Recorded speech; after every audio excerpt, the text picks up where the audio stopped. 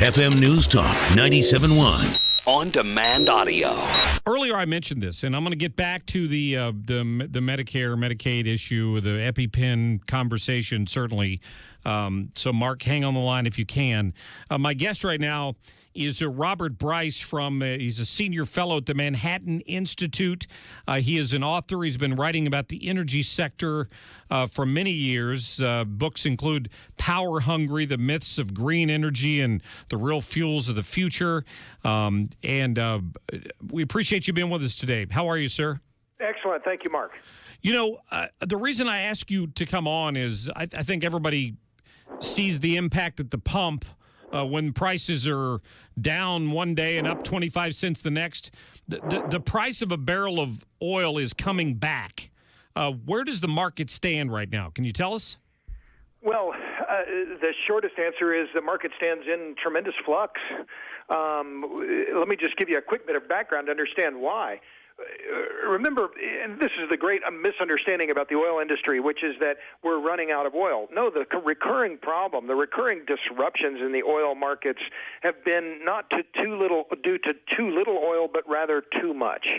So whether it was the Texas Railroad Commission from the 1930s to 1973 working to restrict supply, or from 1973 through 2014 by OPEC doing the same thing to restrict supply and therefore make prices a little more even, the key interventions in the market have been to reduce supply and therefore stabilize prices.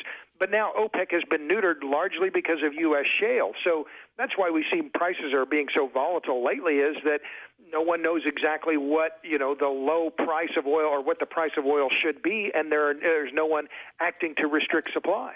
That's true, because it was $100 a barrel back in, 2014? And yes. We've seen it as low as 30, and I think we're up at around 50. That's right.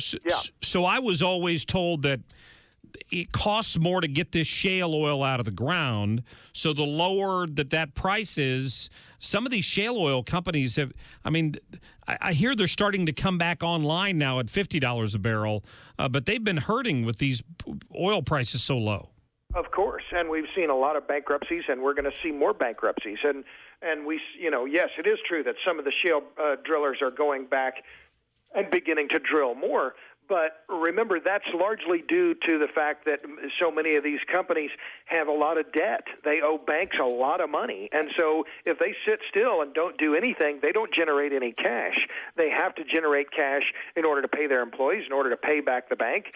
They can't, for them it's painful to sit still, but in some cases it's even more painful to drill and then lose money on their production. But what we're seeing now is really some of the biggest upheavals in the domestic oil market since the 1980s, and before that, maybe even back to the 1930s. Well, what do you see happening in the coming months? I mean, is it being impacted at all right now by the election cycle? Energy hasn't really been an issue in the election. Hillary Clinton has made it clear that she wants to pretty much extend Obama's energy policies and meaning push renewables, demonize the oil and gas industry. But the big problem for the oil and gas industry more generally isn't regulation right now, although I'm not saying it's not an issue. Of course it's an issue for them, and a big one, particularly these efforts to reduce or to prohibit or restrict hydraulic fracturing. But the real issue for the industry overall now is price. Well, I mean, the lower gas prices at the pump should be good for the economy, but I don't know that we're necessarily seeing that. I don't know where all that money's going that people are saving, because I think I bought gas for $1.85 a gallon the other day. Sure. Here in the Midwest. And isn't that remarkable when you consider that a lot of that is in taxes at the state and federal level? But yeah, we're seeing, in fact, this summer some record demand numbers for gasoline. But why haven't we seen this necessarily stimulate the economy? Well, remember that when we had this shale boom, it resulted in a huge number of new jobs being created, not just in Texas, but in Oklahoma, Louisiana, North Dakota, Pennsylvania, a lot of states where shale, production was effectively zero, suddenly goes up, and our production has increased here in the U.S. on the order of 4 million barrels per day. So you put a lot of people to work. Hundreds of thousands of jobs were created. Well, we've already now seen over 100,000 jobs lost.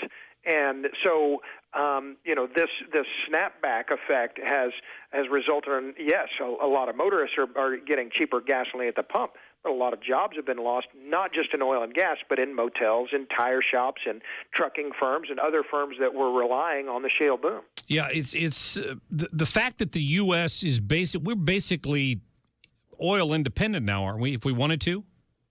Well, I've written a whole book. My third book was on the myths of energy independence. What we're seeing today is the U.S. really becoming one of the key marginal producers in the global marketplace. Okay. So that the price of producing shale oil now, and by the way, I just looked at the spot price for West Texas Intermediate, it's $47 and change today. What it's forced the industry to do is to become dramatically more efficient.